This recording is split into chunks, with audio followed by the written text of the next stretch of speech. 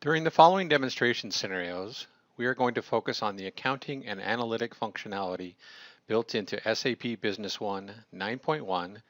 We will demonstrate these accounting scenarios using the SAP Business One United States and Puerto Rican localizations and our demo database company, OEC Computers.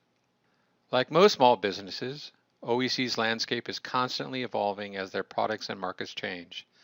To keep up with those changes, Dan Jenkins, the OEC controller, and his new accounting lead, Sue Topper, will show us how they configure and adapt SAP Business One accounting components to get their management team the information they need to run the business. The following demonstration scenarios will touch upon the following accounting functionality: chart of accounts, GL determinations, journal entries, journal vouchers, and journal entry templates, project accounting, transactional and financial statement reporting, and HANA financial analytics, dashboards, and KPIs. Accounting Scenario 1. With the growth of SAP HANA, OSC is starting to see a huge demand for certified SAP Linux servers from their clients. In the last several months, the sales of these servers are becoming a significant portion of the overall OEC business. To capture the detailed profitability of this growing product line, the executive management team has asked Dan to create a new product group and the necessary accounting processes to record this growing segment of their server business line. To capture these financial details, Dan has chosen to extend their existing GL chart of accounts and define a new item group to facilitate automatic GL postings.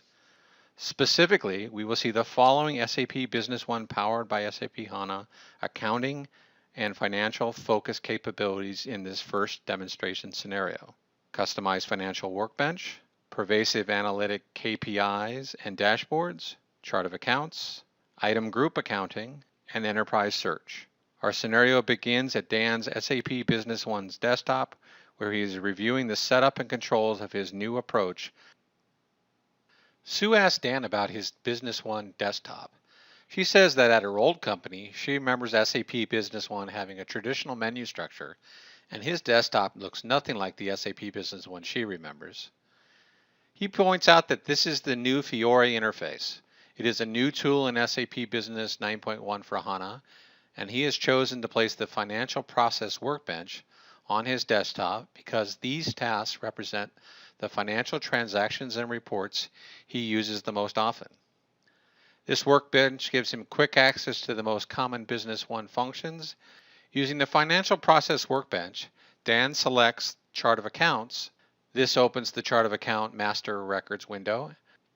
Since Sue is new to OEC and was not around during the initial implementation, Dan fills Sue in on their configuration of the flexible Chart of Accounts that they have configured in SAP Business One. He points out that OEC has defined the GL Chart of Accounts in 4 segments. They chose 4 segments representing the account, the division, the region, and the department. Dan also reminds Sue that each segment is user-definable and supports both numeric and alphanumeric structures. He selects the Cash at Bank checking account to remind her of some of the other options they have on each account record setting. They can define one or multiple currencies for an account. Accounts can be marked as confidential. This prevents unauthorized users from using them or viewing this account transaction or balance at any point. Anyway, enough about the flexible and boring details of the chart of account. What he wants to show Sue now is how he's defined the new GL accounts that he set up for the HANA server product line. He selects the revenue drawer, and then the new sales revenue HANA server account. This is the account that will be used to capture the revenue associated with the sales of any new HANA server. To capture the cost side of the equation, he goes to the cost of sales drawer.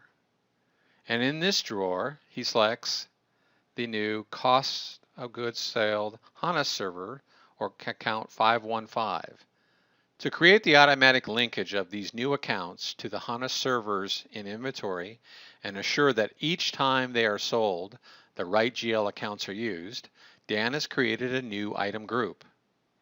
He opens the main menu and the new lookup feature and enters the term item group. He selects this from the menu. And on the Accounting tab, he shows Sue how he's defined the new Sales Revenue HANA revenue account, 415. He also shows her the new Cost of Goods Sold account. There is one last linkage that is important to make all this work smoothly. The item record for each one of these servers needs to be linked to this new item group. Dan uses the Enterprise Search feature of SAP Business One on HANA to quickly bring up the item master records for all the HANA servers. He selects the Enterprise Search magnifying glass and enters the text HANA server and hits the magnifying glass icon. The search results quickly returns all instances of the text HANA server found in the company database. Since there are lots of results, he selects the layout icon to filter the results to just the information he is looking for. He selects the item under the master data record, and here he's down to only 6 records. He can see the summary details on all the items as he hovers over each one of them, or he can drill into them by clicking on the link. You can see here that the item group for this item is defined now as HANA servers. This creates the final linkage between the item group, and the correct revenue and cost of goods sold account. From now on, each time the sales team uses the HANA server in a sales document, the right GL accounts will be posted with no intervention by the accounting team. To quickly show Sue how this will all work in action, he opens a test AR invoice. From the rows, he selects one of the HANA servers. As the row fills in, he shows Sue how the new revenue and cost of goods sold accounts automatically populate into the row detail. Here's the 415 revenue account and the 515 cost of goods sold account. Dan doesn't want to save this invoice, so he cancels it. Before Sue goes, Dan wants to show Sue all of the new pervasive analytic features. Dan gives Sue a quick review of the KPIs, or key performance indicators, he has created and included on his desktop.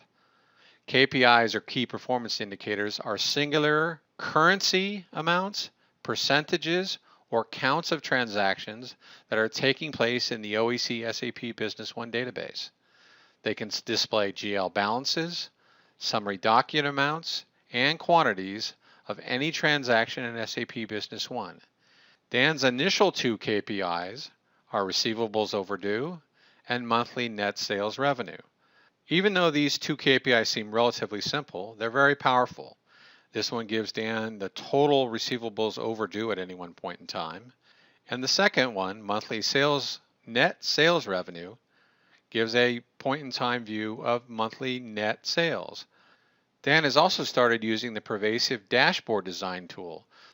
Like KPIs, Dan can define his own dashboards using a simple drag-and-drop interface. In his first attempt, he created the following pervasive dashboard: aging of receivables overdue. This dashboard that Dan has created shows the aging of overdue receivables in 10-day increments. If he hovers over each bar, in this case 10 days, he can see that $525,000 is overdue 20 days, 30 days, and so forth. Accounting Scenario 2, Journal Vouchers and Journal Entries. To give a complete profitability picture of this new HANA server product line for the entire year, Dan has asked Sue to reclassify the revenue and cost of goods sold amounts that have already been posted from the previous GL accounts to the new GL accounts. Sue will need to determine the total revenue and cost of goods sold amounts already booked from January to July and create journal entries to rebook only the amounts attributed to these HANA servers. Since Sue is very experienced with SAP Business One, she is going to create one journal voucher that will contain all the individual journal entries she will post. In the following scenario, Sue will use the following features of SAP Business One accounting module: the sales analysis report to get annual revenue and profitability information for each HANA server, the Excel export feature to calculate the cost of goods sold amount by item, journal vouchers to move the balances to the new accounts as of 7/31, journal templates to facilitate the fast and error-free posting of those journal entries, and posting periods or fiscal calendar. Like before, our scenario begins at Sue's SAP Business One desktop. Because of Sue's prior experience with SAP Business One, Sue knows that she can use the sales analysis report by items to get the revenue and gross profit amounts for each of these HANA servers during any period of time. With this information, she can build the summary journal entries that Dan has asked her to post as of 7/31. Sue selects the sales analysis report from the SAP Business One Sales AR menu.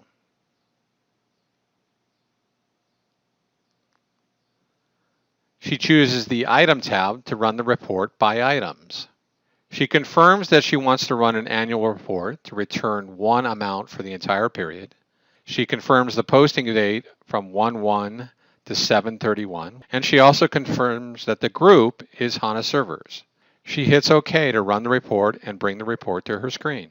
The sales analysis by item report shows her the quantity, sales amount, and gross profit for each of the 6 HANA servers that OEC has sold. Sue knows that she also needs the cost of goods sold, or COGS, totals for each item, which is not on the report, but she knows a subtraction of the report sales amount and from the gross profit amount will calculate this amount for each item. Using the built-in Microsoft Excel integration with SAP Business One, she uses the toolbar, MS Excel, to export all the items in the report to Microsoft Excel. The Excel sheet launches with the report amounts and labels already loaded. In Excel, she knows she needs to add a new column to calculate the cost of goods sold. Now she has the information she needs to rebook both the revenue amount, which is the sales amount, as well as the cost of goods sold amount. For now, she's going to keep this Excel window open and go back to Business One. She can close this report.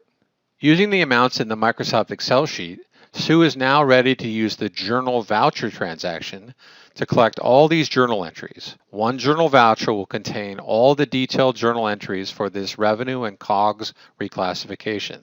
She goes to the Financial menu and selects Journal Vouchers. Now Sue has already started this process and already created a journal voucher. She double-clicks on journal voucher number 1, and she can see within that journal voucher, there are a total of 5 journal entries. If she clicks on any one of the 5 journal entries, it will show her the detailed journal entry within that journal voucher. In this example, this one journal entry is the reclassification of both the revenue and the cost of goods sold for the S18,000 item, which is one of the HANA servers. She clicks OK to get back to the total journal voucher. At this point, Sue wants to add the 6th and final journal entry to this journal voucher. This will be the journal entry for the Fujitsu reclassification of cost of goods sold and revenue. To do so, she clicks the button Add Entry to Existing Voucher. She wants to post this to July 31st of 2014, so she enters that into the posting date. She does the same for the due date. In the remarks field, she wants to make a remark so that she can later find this journal entry. Now, as we can see, Sue is posting this back to July 31st of this year.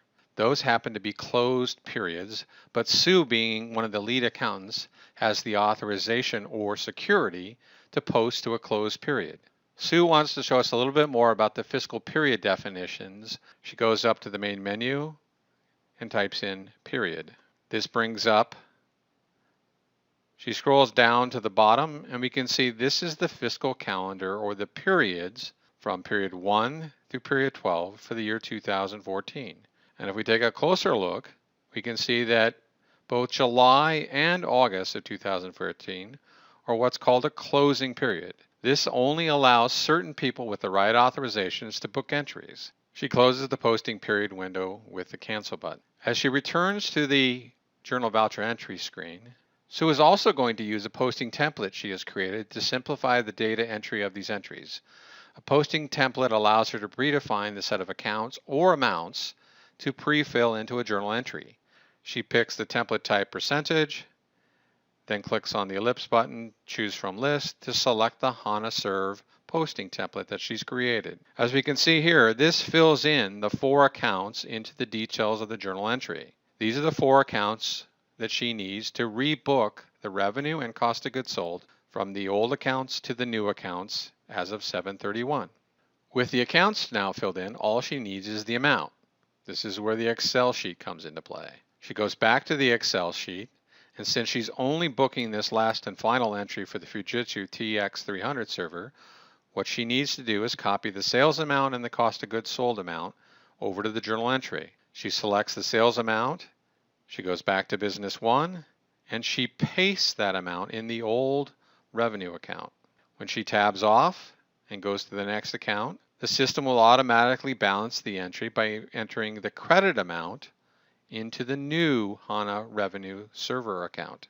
She goes back to the spreadsheet to get the cost of goods sold total amount, comes back to Business One, and pastes that in the credit amount of the old cost of goods sold account. When she tabs off that, it also pre-fills in the debit amount for the new COGS account. This is the complete journal entry to rebook the revenue and the cost of goods sold from the old accounts to the new accounts that Jim has set up. With this journal voucher entry complete, she clicks Add to Voucher and Close.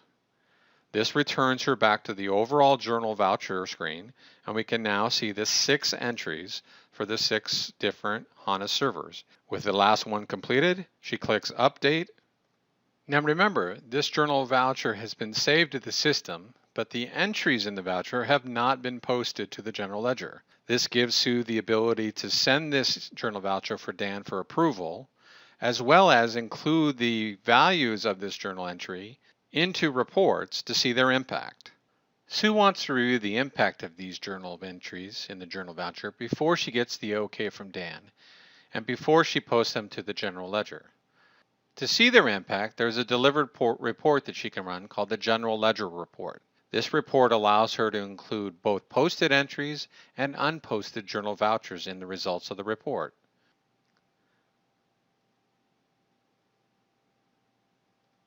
This General Ledger Report can be used many different ways.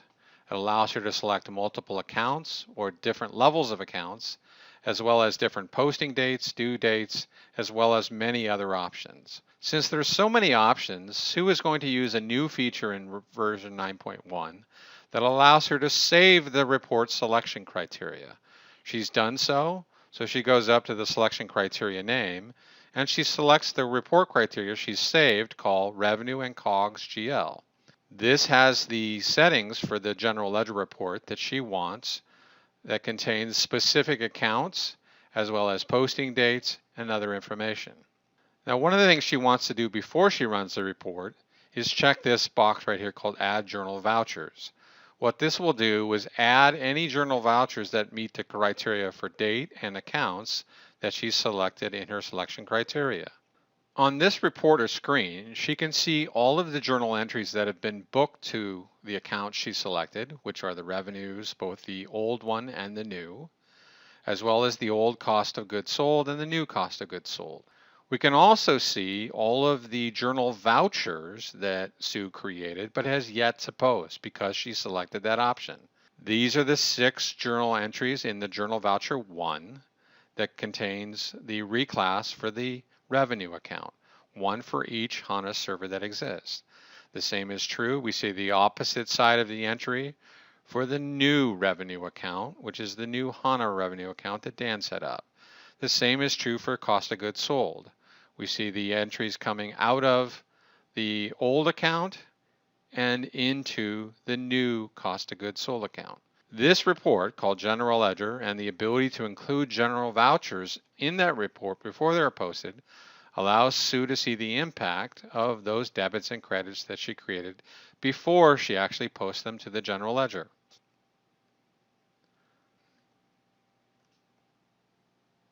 Accounting Scenario 3, Project Accounting. Dan was asked by the sales manager, Kevin Lawless, if there's any way he could do some financial analysis for a project that he is working on for the CEO. They would like to test a new market in Mexico just for a few months. They would like to track all revenue and expenses for this project for just 1 month as a trial. Dan suggests that they use the SAP Business One project feature. He has set up a new project called Mexico, and he wants to sit down with Kevin and the CEO to walk through his proposal for how this project will capture the detail they need. In a meeting, Dan is ready to show Kevin the following SAP Business One functionality: project setup, project controls, recording AR and AP transactions against the project P&L reporting, user interface customization. Like before, our scenario begins at Dan's SAP Business One for HANA desktop. As we said, Dan has decided to use the project capabilities of SAP Business One to track the Mexico sales initiative. This option will be simpler and still give them the reporting they need. Dan would like to show Kevin the project setup. Here you can see the Setup Projects menu. From this screen, he shows Kevin the way they've set up this Mexico project. It's very simple. It's got a code, Mexico, with a short description, as well as a start and end date. Dan would also like to show Kevin how they're going to make the project mandatory on any subledger document, either an AR or an AP document, so that when those documents are entered, they will not be able to add the document until they specify the correct project. To do this, Dan has had to use the General Settings Cost Accounting System options, as well as the project options on key GL accounts. To show Kevin how this is done, goes to Administration, System Initialization, General Settings, and then goes to the Cost Accounting tab. In this scenario, Dan has made the project code mandatory, and all postings will be blocked if a project code is not specified. For the requirement on the GL account level, Dan has set up a control on the general ledger accounts. In the chart of accounts, for example, on accounts receivable, he has set the option set to project. He's checked this box, but has not supplied a project. This will require anytime this account is used, a project is specified. Dan wants to show Kevin a sales and a purchasing example. He will show Kevin how the project is assigned to each row for the right tracking later on in the financial reporting. It will also show him what happens when they don't specify a project on the document row. He starts by showing them an AR invoice to one of their customers, Delbert.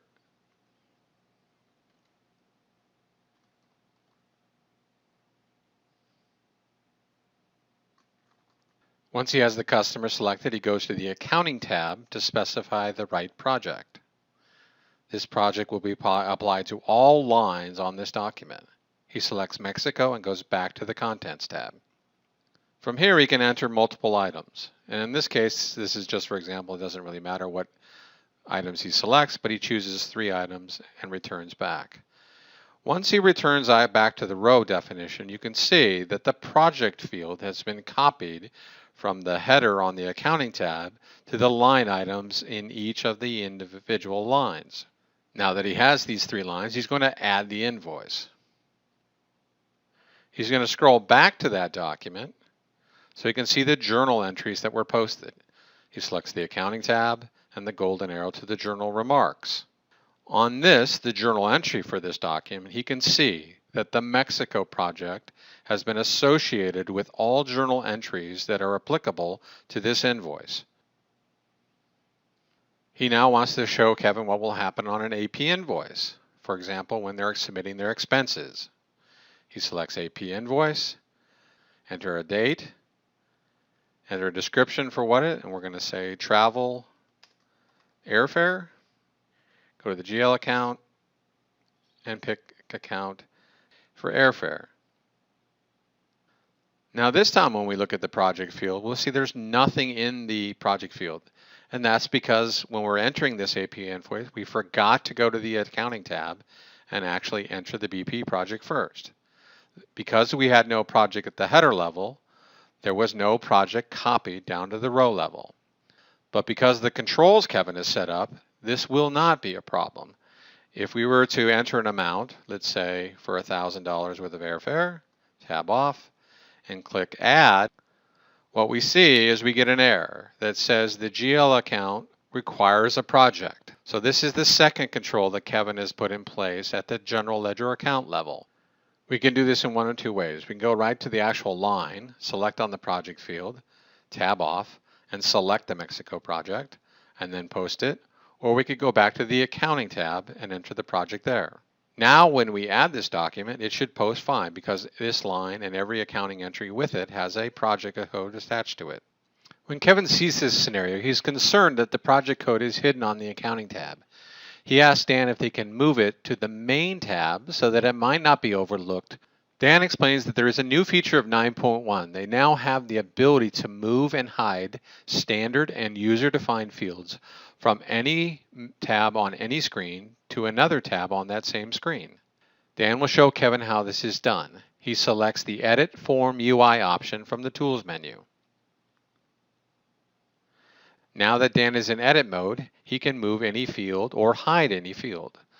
Since we want to move the BP project field, we go to the Accounting tab, select BP Project. We can now select the BP Project tab and move it up to the main tab of the window that Kevin requested. We click Escape, and it asks us if we want to save this new form.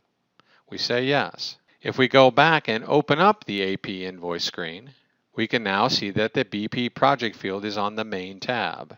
This way, when they enter a vendor, like we did before, Kevin Lawless, we can go right to this field, select the project code, in this case Mexico, enter a date, and now go down to our description, select account,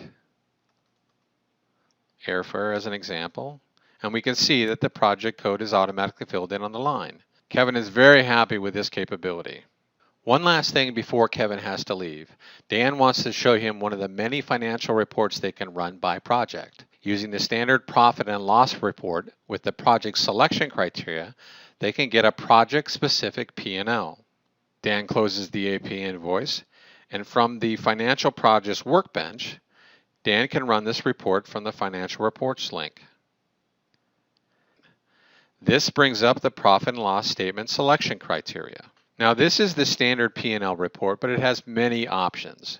And one of the things that Dan wants to show Kevin is if you click on the expanded option, you can actually run this report with selection criteria for a specific project. In this case, the Mexico project. And now when we click OK to run the report, all we will get in this P&L report is those entries that are specific to the Mexico project.